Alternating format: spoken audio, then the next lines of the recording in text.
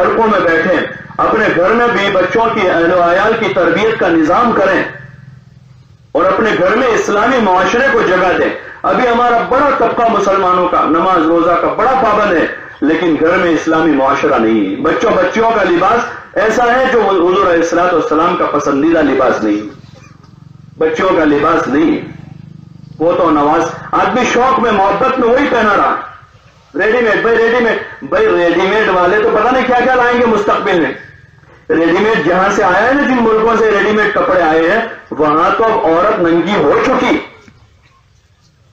وہ تو اس پر آ چکے, کیا کہتے ہیں وہ, ٹیٹو بنانے پر آ گئے وہ, کہ جسم میں لباس کی ضرورت نہیں ہے, جو پسند کا وہ ٹیٹو بنا لو پورے جسم پر اور پھر اس کے ساتھ. تو کیا ہم ٹیٹو بنائیں گے مستقبل میں 15 سال کے بعد؟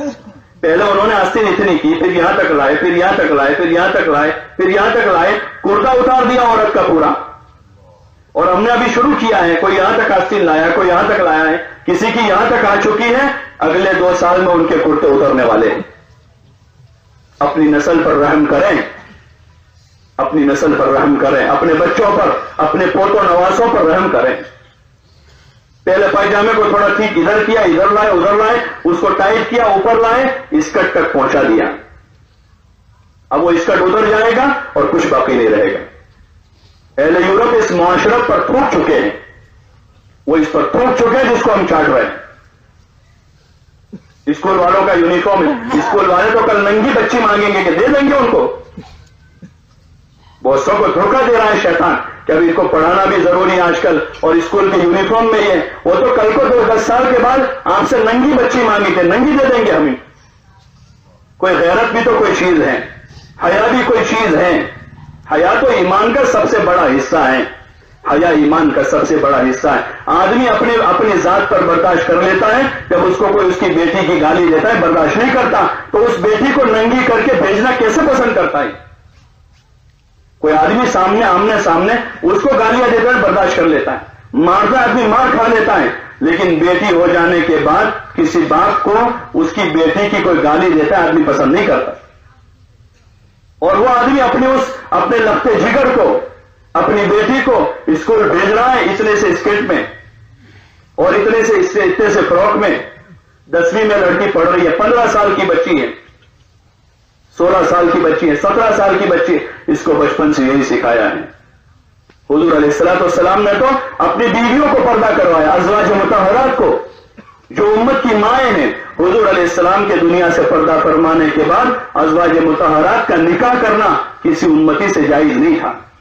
وہ امت کی مائیں, قرآن میں اللہ نے کہا وَأَزْوَاجُهُ أُمَّهَاتُهُمْ, یعنی ان کا درجہ ماؤں کی طرح تھا. پھر بھی حضور علیہ السلام نے ان ماؤں کو پردہ کروایا, اور اللہ نے ان کو حکم دیا قَرْنَ فِي بُيُوتِكُنَّ وَلَا تَبَرَّجْنَ تَبَرُّجَ الْجَاهِلِيَّةِ الْأُولَىٰ, اپنے گھروں میں قرار پکڑی رہو, اور جاہلیت میں جیسے عورتیں آوارہ بے پردہ پھرا کرتی تھی اس طرح مت نکلا کرو. اقِمْنَ الصَّلَاةَ وَآتِينَ الزَّكَاةَ وَأَطِيعْنَ اللَّهَ وَرَسُولَهُ, اور اپنے گھر میں رہ کر نماز پڑھتی رہو اور زکات ادا کرتی رہو اور اللہ رسول کی اطاعت کرتی رہو. اللہ تعالیٰ تم کو گھر میں رکھ کر قید کرنا نہیں چاہتا ہے, بلکہ اللہ تعالیٰ تمہیں خوب پاک رکھنا چاہتا ہے, خوب پاک رکھنا چاہتا ہے. مال کے معاملے میں کتنے حساس ہیں, مال کو کتنا چھپا کے رکھتے ہیں, اپنے مال کو چھپاتے ہیں, سونے چاندی کو چھپاتے ہیں کہ اپنی بیٹیاں سونے چاندی سے زیادہ بے قیمت ہو گئی, اپنے مال سے زیادہ بے قیمت ہو گئی. ایک دھوکہ ہے یہ. اپنے گھر میں اسلامی معاشرے کو جگہ دے. اگر آدمی جینا چاہے 101% اسلام کے ساتھ اس ملک میں جی سکتا ہے, 101% اسلام کے ساتھ اگر وہ جینا چاہتا ہے تو جی سکتا ہے. لیکن خود ہی مسلمان اگر نہیں چاہتا ہے, اپنے گھر میں مسلمان بن کے جینا نہیں چاہتا, تو پھر ناچ نہ جانے آنگن ٹیڑھا ہے. تو ہی نہ چاہے تو بہانے ہزار ہیں. ایجوکیشن بہانہ بن جائے گا, اور مارکیٹ کی خریدی بہانہ بن جائے گی, اور ایران توران سارے بہانے ہو جائیں گے. اس کی کوشش کریں, اپنے گھر میں فضائل کے حلقے قائم کر کے اپنے بچیوں میں حیا پیدا کریں. ان کا بنیادی پراتھمک اور بنیادی ایجوکیشن حیا ہے. عورت اگر حیا میں ہے, ہائی کوالیفائڈ ہے, اور اگر وہ ڈاکٹر, انجینئر, وکیل, CA کچھ بھی ہے, اگر اس میں حیا نہیں ہے, سب سے بڑی ان پڑھ عورت ہے دنیا کی. اس سے بڑی ان پڑھ کوئی نہیں ہو سکتی, جس کو اپنی عزت کا ہی پتہ نہیں ہے, جس کو پتا نہیں ہے کہ میں گھر سے نکل رہی ہوں چاہے کسی عہدے ڈگری کے ساتھ ہوں، مجھے گھور گھور کر دیکھنے والے ہزاروں ہیں جو غلط نظر سے مجھے دیکھ رہے ہیں، وہ اپنے اس بنیادی علم سے جاہل ہیں، وہ کیسے پڑھی لکھی کیسے گئی جا سکتی ہے؟ اس کو یہی پتا نہیں کہ میرا دوست کون، میرا دشمن کون ہے، اس کو پتا ہی نہیں ہے۔ حیا اس کا بنیادی علم ہے۔ گھر گھر ہوم سائنس یہ عورت کا سب سے بڑا سبجیکٹ ہے۔ اپنی بچیوں کو یہ پڑھانا کہ روٹی کیسے بنانی ہے، چاول کیسے بنانا ہے، سالن کیسے پکانا ہے، گھر کیسے سجانا ہے، مہمان کو کیسے اوقات دینا ہے، مہمان کی خدمت کیسے کرنی ہے، شوہر کی خدمت کیسے کرنی ہے، بچوں کو کیسے پالنا ہے، بچوں کو کیسے پروان چڑھانا ہے، بچوں کا کیا ذہن بنانا ہے، یہ عورت کا علم ہے، یہ اس کو پڑھانا ہے۔ اس کو یہ پڑھانا چھوڑ دیا تو اس ماں کے گود میں پروان چڑھنے، وہ ماں شکشک بن کر، شکشکا بن کر 50 بچوں کو سائنس اور میتھس پڑھا رہی ہے، اور وہ اپنے 2 بچوں کو ماں باپ کی عزت کا دین نہیں دے رہی کہ ماں باپ کی عزت کیسے کرنی ہے۔ اس لیے ضرورت اس بات سنبھلنے کی ضرورت نہیں، آج نہیں تو کل آنکھیں کھل جائے گی۔ دھوکے میں نہ آویں بلکہ اپنے گھروں میں تعلیم کا نظام بناویں، اور حضور والی مبارک، حضور علیہ السلام سب سے بڑے دانا اور بینا تھے۔ حضور نے اپنی بیٹی حضرت فاطمہ کو حیا سکھائی تھی۔ حضرت فاطمہ نے زندگی بھر اپنے گھر کا کام کیا، وہ کوئی چھوٹا درجہ ان کا نہیں ہو گیا، جنت کی عورتوں کی سردار بن گئی۔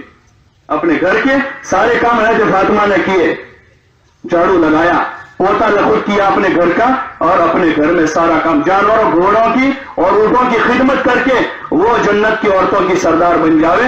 کہیں ایسا نہ ہو کہ ہماری بچی ہائی کوالیفائڈ ہو کر جہنم کا ایندھن بن جاوے۔